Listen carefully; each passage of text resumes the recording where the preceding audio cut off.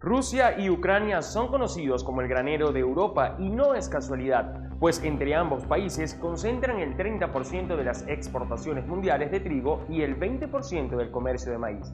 Dada la importancia agrícola de estos dos países, es de esperar que la invasión rusa sobre Ucrania deje huella en el sector agroalimentario mundial más allá de la zona en conflicto. En los próximos minutos te contamos qué está pasando en el sector agroalimentario luego del inicio de las hostilidades y las implicaciones que podría tener esta guerra en los mercados de América Latina. Antes de iniciar con el análisis es necesario aclarar que previo al inicio de las hostilidades, el índice de precios de los alimentos de la FAO llegó a mostrar una alza histórica de 140 puntos. Esto se debe en gran medida a la crisis ocasionada por la pandemia, así como a la pérdida de cultivos por inclemencias climáticas. Sobre ese escenario de inflación y las crecientes dudas respecto al abastecimiento, debido a los atascos en algunos puertos, se da el episodio de la invasión rusa en Ucrania.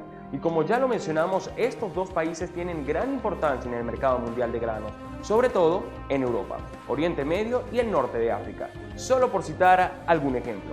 Antes de la guerra, Ucrania abastecía el 80% del trigo requerido por el Líbano anualmente.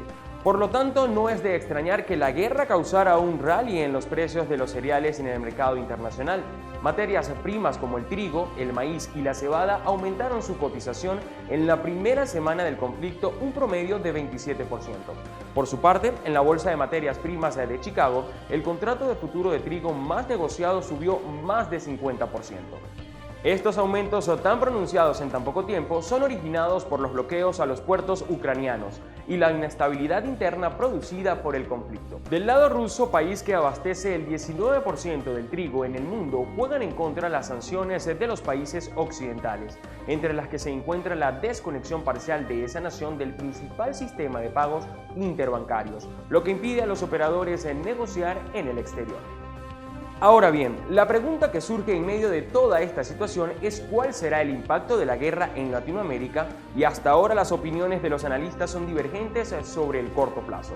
Muchos ven como una ventaja el hecho que la región no esté significativamente expuesta en términos de intercambio comercial a Rusia y Ucrania, pues solo el 1.5% de las importaciones y exportaciones se realizan hacia estos países.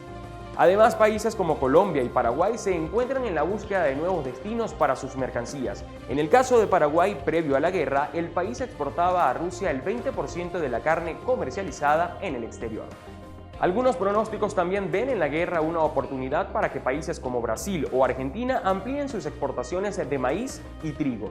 Sin embargo, los productores tienen que lidiar con el aumento de precios de los combustibles derivado del alza de los precios del petróleo, que tras el conflicto superó los $100 por barril.